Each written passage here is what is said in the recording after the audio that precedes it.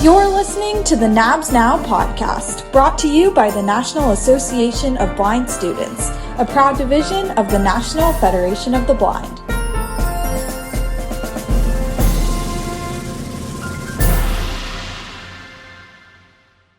Hey everyone, you're listening to the NABS Now podcast. I'm your host Nina, and today we're going to dive back into the world of sports and fitness. So we have done an episode in the past about accessible fitness, and I definitely encourage any of our listeners to check that out. But today we're going to visit this topic again, but put a little bit of a different twist on it. We're actually going to be talking about accessible team fitness. So a lot of times you will hear the phrase adaptive sports, and there are team sports that have been adapted specifically for blind and visually impaired players.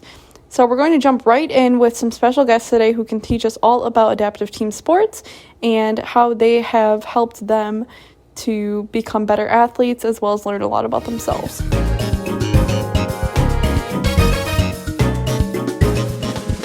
Hey everyone, I'm Seyoon. Good to be on this podcast. I serve as the president of the Missouri Association of Blind Students and a co-chair of the NAVS Outreach Committee and the producer of this fantastic NAVS Now podcast.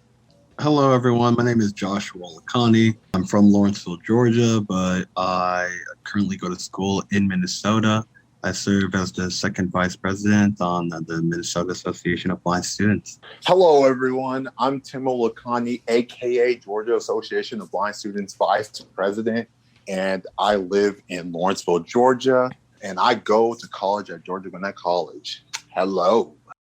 Well, I'm really glad to have all you guys, and we're going to start with some very general information about yourselves and kind of the sports you play. So why don't we just go around and you guys can tell everyone what sports you play and kind of how you got into them to begin with. So what I got introduced to first was actually Goalball, and I kind of liked it. You know, I kept the ball rolling, and it was quite nice, but eventually I just kind of dropped it a little bit, and I eventually went to beat baseball, which seemed a lot more fun. But I definitely like Goalball. I'm definitely getting back into it now. But yeah, after I hit my first ball, it was quite fun. And I was like, okay, you know what? I'm going to keep doing this. And so now I'm actually trying to play beat baseball and Goalball because I'm now getting back into it. And I'm going to see where it goes. So to make a long story short, I essentially met what now is my NFB mom, or we call her that. Back in like, what was it, 2019, 2018, somewhere in there. And she saw me, you know, she was like, wow, like, you seem like you work out a lot. And I was like, yeah, I do. I love working out. And she was like, do you play any sports? And I was like, sports? I can't play any sports. Like, whenever I played like basketball or, you know, football, I can't necessarily be the best at something, you know, it takes a lot of vision. So she told me about Goalball. And she told me the name of the coach in Atlanta. And, you know, I went down there, reached out to him, played Goalball, and I really got into it. When he took me to my first tournament, I saw the level that, like, the Paralympians and, like, you know, the more experienced players were playing it. I was like, wow, that is cool. So ever since then, I just started, like, you know, continuously playing it, and here I am. So the sport I play is not on land. I mean, it is on land, but I'm on the ice. So I play blind hockey. It's a growing sport in the U.S. Canada had their kind of foot on the ground or skates on the ice and eventually made it to the States. We have 17 blind hockey teams across the States. It's definitely expanding, definitely growing. St. Louis, the town I live in, we started our blind hockey organization a couple years ago.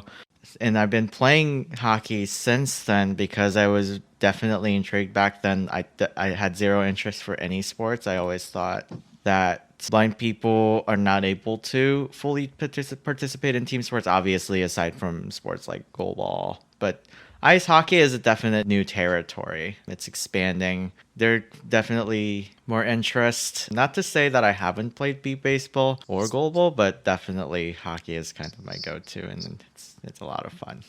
I like that we have all three sports represented in some of the main adaptive team sports. So Where I'm from, we're a little bit behind the times in the fact that we're just getting our blind hockey teams. Like, they're just forming as we speak. And we also do not currently have beat baseball or goalball. So I've played all of them, but we don't have any active teams. Wait, you're in New So York? it's all, yes, and upstate, we don't have any active adaptive sports teams upstate in New York. The closest ones are too far to actually like attend practices and stuff like that. Yeah. Which is very, disheartening. My next thing is, we can keep this brief, but some of our listeners might actually be really new to some of this. So would you guys mind giving just a brief description of what your sport actually is, or even kind of what your position entails, just so that they can have a little bit of background? So basically, first thing, in normal baseball, the pitcher is obviously not on your team, but that's just not how it is in beat baseball, because no one would ever get anywhere because it's just not going to move. The game is just not going to move whatsoever. So instead, the pitcher is actually on your team and he's helping you get the hits, like making sure you actually hit the ball. Unlike in actual baseball, they're trying to make sure you don't hit the ball. So after you hit the ball, you run roughly 110 feet to one base. If you make it to the base before the defense picks up the ball and says ball, then you're safe. But if they pick up the ball and say ball before you get to the base, you're out. And that's basically the gist of how a player plays beat baseball as a blind individual from a player's aspect. From a defense aspect, they, after the ball is hit, and while the other player is running towards the base, their goal is to be able to get to the beeping ball, pick it up, put it away from your body, and scream ball before the player can get to the base. And if you can do that, you've successfully gotten them out. And that is what you do on defense. And that's it. As for goalball, goalball is essentially indoor sport played on a basketball court where there is left table and a right table. That's essentially the sides that people play on. And on left table and right table is a center, left wing, and right wing. And on offense, you are trying to get a ball with bells inside of it, throw it past the three people on the other side. And on defense, you are just trying to block the ball from going in your net by diving out and listening for the ball. So unlike the two sports the two have mentioned, blind hockey is so different and so normalized, and I want to talk a little bit about that because unlike beat baseball and goalball, which is highly adapted for blind people, blind hockey is very different in the sense that we play on a very conventional NHL or international sized ice, in usually indoor or outdoor rink, wherever that may be. But in many ways, we maintain agility of the sport, right? Because when you think of ice hockey, we think about speed, we think about a lot of physicality, we think a lot about momentum. By far, the biggest modification of the sport is the puck, because we want to make sure that blind people can hear the puck. So it's a metal puck, about 2 times the size of the conventional rubber puck. It's a sheet steel metal with ball bearings. There's about 8 ball bearings inside. And that puck is used in blind hockey. So when it rattles and moves across the ice, we can hear it. Now, to compensate for the lack of physical tactile markings of blind hockey, we kind of have different categories for different position. I myself plays defense, but people who have a little bit more usable vision, we follow the very standard classification like B1 through B4. It's usually the B3s and the B4s are forwards, so offense. Because that allows them to freely move across the ice, and then we want to strive for as safe kind of play as possible, and they are able to more easily handle the puck and to be able to maneuver across the ice, while people typically in B1s and B2 categories are defenses and goalies. So typically totally blind players are goalies, while defenses are usually somewhere in between. So less movement, but still significant amount of movement at the same time. I know it's really hard to describe what that looks like, but It definitely requires a lot of knowing where you are as far as in an environment like within an ice rink where acoustics are really challenging, knowing where the boards are, knowing where you are as far as like in a plain, like smooth ice surface. And the game is played like normal ice hockey. We also make a lot of small little adaptations, like the pass has to be made, so the goalie is aware of where the puck is and they can anticipate a shoot towards them, and the netting being quite a bit smaller for added contrast. So, how do you guys time manage and kind of balance being on a team and then everything else that's expected of a student? And I know like some of you guys also work as well. Yeah, so that's the thing, right? You obviously have to try your best to like manage everything best you can. I definitely will not be the one to like not say it's not hard to do that, because it definitely is sometimes. But usually, like, for me, it's more of like a reminder. Like I just set reminders on my phone for different things. I haven't personally gotten quite into the calendar just yet, but I definitely heard a lot of people saying it's definitely good for time management, but that's not me just yet. So definitely more of a reminder guy. So I usually do those, just letting me know when things are. And usually we have practices on Saturdays for the most part. And in contrast with my classes, I obviously get my schedule memorized for my classes. And that's how I've been able to do those things together overall pretty well. So in my case, things have shifted quite a bit because of like how I've moved. Initially, like I said earlier, I'm from Georgia. So when I was in Georgia, there were practices every Saturday that we would do. And, classes are Monday through Friday for me. So I wouldn't really have to worry too much about, colliding schedules or anything. And then like ever since I got invited out to the Paralympic Training Center in Indiana for Goalball, like whenever I have like a free weekend or like a free break, I'm able to go out there and practice.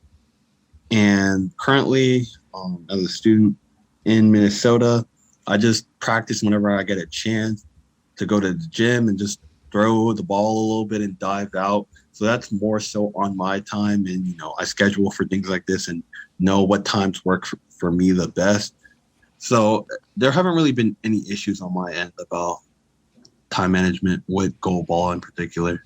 I would also say the same thing about blind hockey, just because there is a cost associated with the sport, and being a team sport already means, like you have to be committed, right? Because it's a team effort. Everybody has work, including volunteers, coaches, and others who are involved with the organization has to commit a certain amount.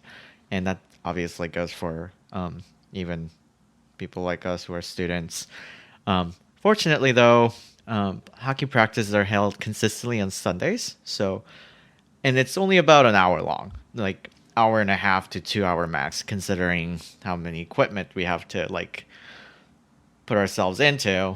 But otherwise, I think just knowing that commitment is there, and if we do need to travel, obviously, making sure that you speak up with your professors, and if you have a job, obviously with your supervisors, and making sure that you can manage other commitments while committing to the sport you love is I think very important. What have you guys taken away from being on an adaptive team sport? I know that in our initial conversation, there was a lot of kind of not knowing that they existed or that blind people could even play sports. So what has that kind of done for you in the grand scheme of things? Confidence, like a huge amount of it, honestly, for me personally. Like, I just feel like being able to hit the ball with that bat, like, just leaves such an impact on me personally. Like, I don't know. It's so fun. And it's like being able to just, like you said, that we discussed earlier, like, it's just before when I would dare say for all of us, like when we're all younger, we could never have imagined being able to just play a sport in general because of our quote unquote disability, right? So it's like, it definitely is just personally like really, you get to meet other blind people as well. So you get to know them and get to grow as a team and become stronger as a team. I would largely say the same thing. I mean, when blind hockey arrived to St. Louis, it was definitely a big deal. And then our hockey team here, St. Louis Blues, our NHL affiliate team, um, was definitely capitalizing, and it was definitely motivating us to continue.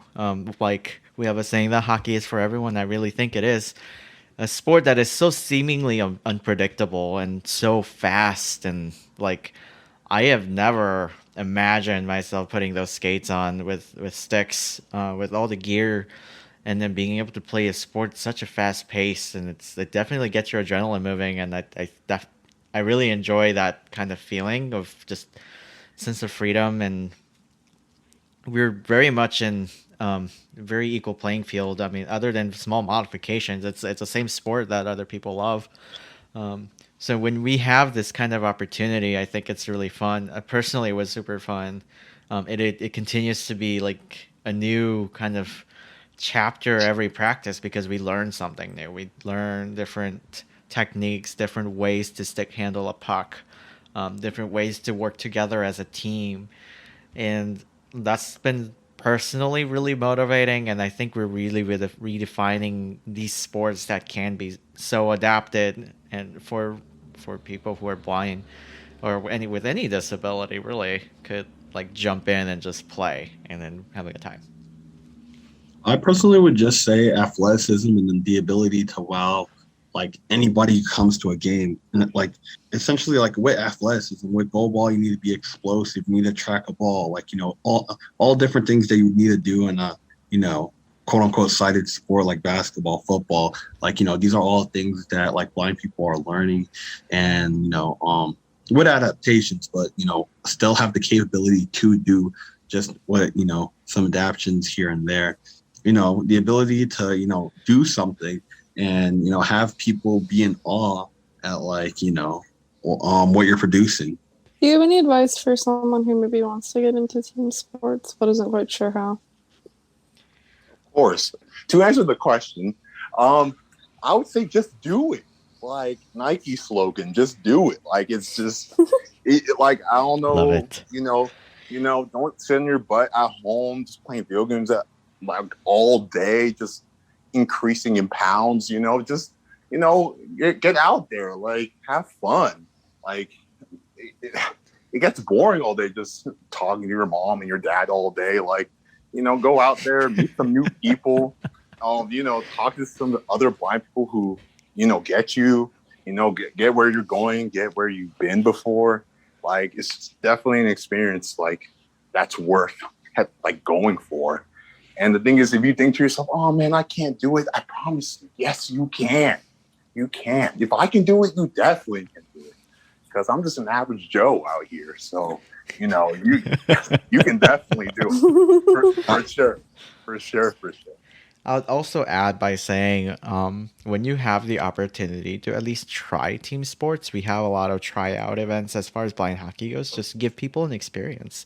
And recruited many players from those tryout events. We give them equipment, so cost is not an issue. And then we give them opportunity to try something new, and then they're very hooked, right? Because I've never imagined that the most I've done was just like public ice skating, like just ice rinks. I've never imagined holding a hockey stick and being able to play a sport such a fast pace. Like I've never imagined something like that, like ever in my like future pathway. But like once I tried the sport and then got to experience it for a little bit, and I got acquainted to the sport, and I was like, this is my sport. I really like the way this sport is. And I'm not saying not everyone has the opportunity, but when you are able to find an opportunity to try something, whether that's blind hockey, be baseball, goalball, or even anything else that's a team sport that you could just jump in, like just give it a go and then see how you feel about it. Really, it's just that courage, finding your own courage and finding the sport you like too. Like not everybody can do blind hockey or goalball. Like you just have to find your drive and what gets you hyped to play within that team sport. I would say that our friendly neighborhood average Joe and Seyoon covered it all. How do Yeah. people react when they learn that you're on a blind sports team? Whoa, man, that's totally cool. And I'm like, I know it is, man. I know it is. Or I usually get the, how do you guys play? And then either I just demonstrate or I just pull up a good old YouTube video. Definitely everyone has their interesting reaction, but I'm definitely down to educate and, teach. So regardless, I feel like the reaction is always positive because they just are truly intrigued about how you And go just about blows their mind. it. Yeah, exactly. That's what I'm out here to do. Blow mine. The other interesting thing I wanted to note was we hosted a blind hockey classic. So we had over 20 blind hockey teams from US and Canada fly Ooh. in. And then That's fun. with a lot of blind sports, we make these rules and sports etiquettes. Like during the game, the players has to focus, so crowds calm down and in silence, right? That's being respectful and attentive to the game because that's how the game works. And I was really impressed to see during the game, during the play, that it's almost as if the crowds all knew what to do. There was a lot of even people who are just checking out blind hockey as a sport that are just like, because at rink we play, obviously, not only does the facility have like 3 or 4 sheets of ice in that one place, but also other like college hockey teams play there. There are a lot of there's a lot of kids that play hockey there. So, and when those parents come over to watch blind hockey, I was genuinely impressed when they like were completely silent just for us players, and nobody taught them that they should do that. So like their reaction That's was cool. overwhelmingly positive. And as far as for me, like when I told my family I wanted to do this sport, they're in a little bit of panic. Like the the thought of collision and like how in the world are you gonna play hockey and you can't even see a foot of ahead of you, like that was a little bit of like pushback, but like eventually they accepted that blind hockey is a thing, and they became all around very open minded to a lot of blind people playing all sorts of sports, and it was a really good educational experience. Oh, with Goalball, there's an ample amount of reactions that I've received over the past 2.5, 3 years I've been playing Goalball at this point. You get that that old mom that comes to a Goalball game, never seen Goalball a day in her life. And, she sees these blind athletes jet the ball at each other. And just like, oh my gosh, wow. Like every time the ball is thrown, they're just blown away. And then like, you get the reaction of like your Uber driver, like when you're traveling to a tournament or to like the Paralympic Training Center, and they're like, hey, like, what are you in town from? Like, where are you traveling from? And I'm like, oh yeah, I'm from Georgia, and I'm just coming here to play this sport called Goalball. And I essentially break it down for them, summarize it. And I'm like, yo, you should search it up on YouTube. And they're like, most definitely. Like, the sport you're like playing sounds amazing. And you get the reaction of the people who are so interested they search up Goalball videos in front of you. There's so many like reactions I've gotten over like the past 3 years. Like I couldn't even tell you all of them, but yeah, no, it kind of gives me a nice feeling when I'm like, oh, okay, like I'm kind of promoting the sport. More people know about it. So yeah, Definitely educating the public. yeah, I exactly. think it's funny because people have that same reaction, like when people think blind people don't work out or aren't athletic, and it's like kind of funny because even like I'm a really big hiker and stuff. When I'm not being frozen to death in New York, and like I've gone to hiking trails with like friends or family of mine, and people like have a heart attack that I'm gonna like die. And I'm like, it's walking. Like, Right. I'm like, yo. Yeah. Like, You're it's just proving them funny. Or, wrong. like, if you're in the gym or whatever, like, people, like, get They get very like, protective. nervous. Yeah. No, for sure. I definitely get that. And people are like, oh, like, how do you, like, you work out? Like, what do you just, like, do? Like, and then I name some, like, very, very low impact. Like, oh, do you just, like, walk? And then you're like, no, I do XYZ, plus whatever. And they're like, oh, my God. And I'm like, oh, okay. So it's kind of funny that transcends, like, team sports. Oh, indeed. I've definitely seen, like, people when I have my dog on my left and a giant hockey bag and my stick on my right. And it's like, you got to be joking. They're like, you're blind, and then you're lugging all that equipment. I And, would like, love to see those when I'm going to expressions. tournaments, and they're like almost in despair, like panic. And it's like, you okay out there? And I was like, I promise you, we're fine. Honestly, No, I've never played, but I just ended up in a tournament, so I have no idea what I'm doing.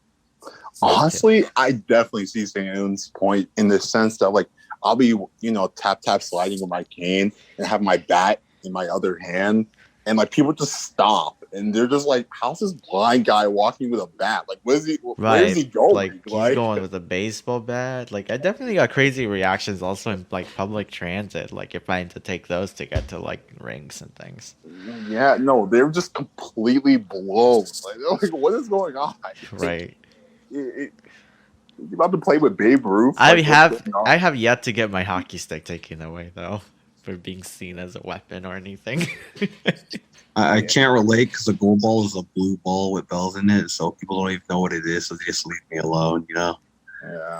Thank you so much to our special guests, Joshua Olukanni, Tim Olukanni, and Seyoon Choi. This was an awesome episode, and I know people in very cold areas like me definitely cannot wait to get outside soon and play some adaptive team sports. So I hope that our listeners are inspired to try something new while maintaining fitness and being healthy in the process.